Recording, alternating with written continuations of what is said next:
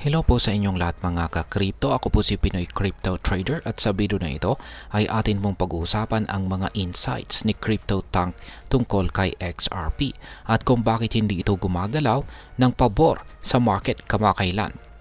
Ating pag-uusapan ang kanyang mga pananaw sa utility ni XRP, ang mechanism ng XRP Ledger or XRPL at ang potensyal na paglago ng presyo ni XRP.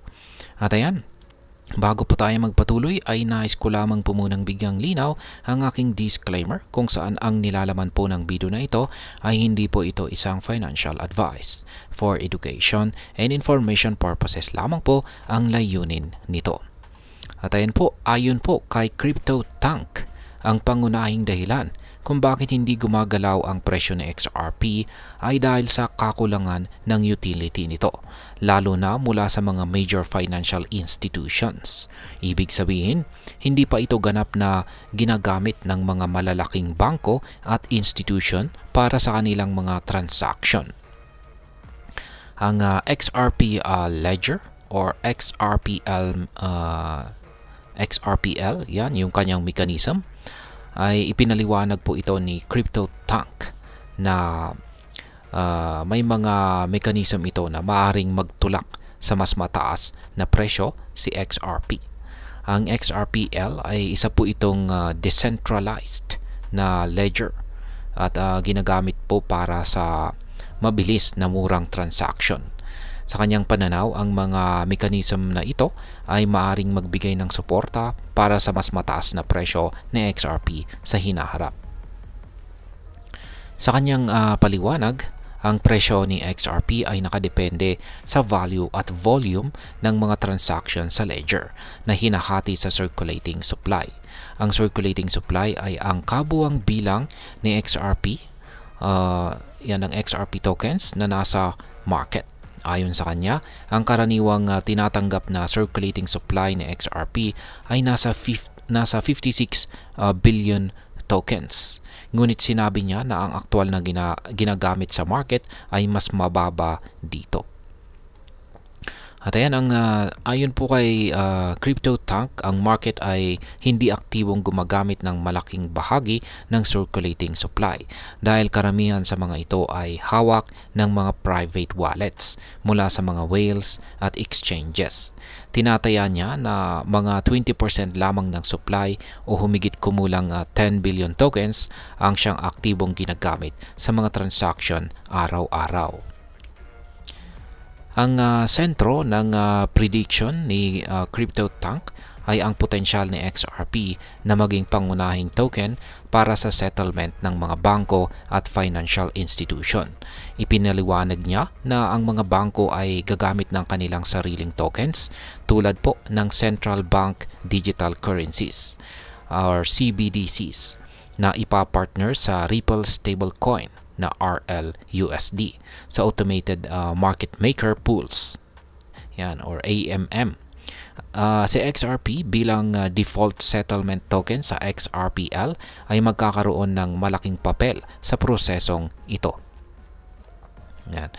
Upang bigyan tayo ng ideya sa laki ng potensyal na volume, ay binanggit po ni CryptoTank na ang mga major institution tulad po ng SWIFT, SBI, Japan, Bank of America at ang JP Morgan ay humahawak ng trillions of dollars sa settlements araw-araw.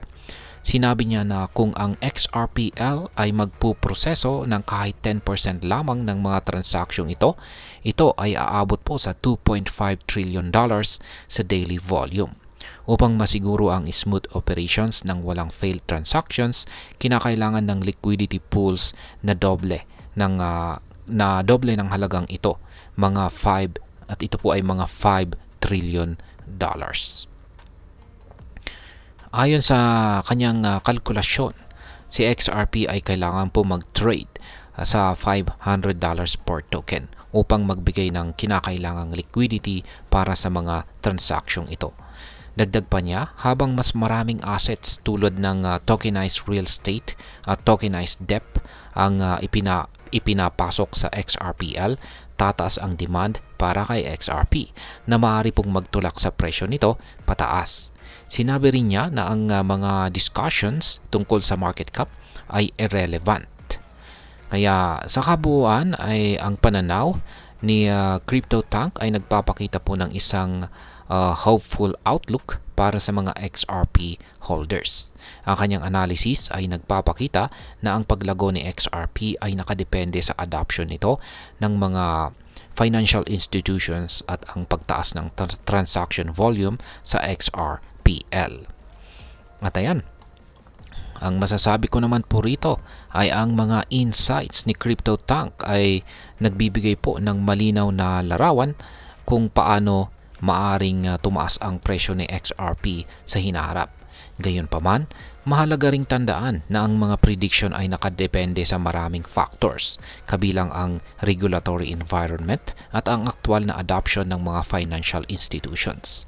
Ang kanyang analysis ay nagbibigay ng magandang perspektibo, ngunit kailangan pa rin ng masusing pag-aaral at obserbasyon sa mga susunod na developments sa market. At ayan, hanggang dito na lamang po tayo sa video na ito mga ka-crypto. Sana po ay inyong nagustuhan ang aking paliwanag sa video na ito. Kung inyo po itong nagustuhan, pakiclick lamang po ang like button nito. Para naman po sa mga bago lamang dito, kayo po ay aking inaanyayahan para mag-subscribe. Pakiclick na rin po ang bell icon nito dahil ito po ang siya magsisilbing notification nito sa mga bago kong videos na akin pong ina-upload sa aking YouTube channel na ito. Marami pong salamat sa panonood. Ingat po tayo lagi at God bless po sa ating lahat.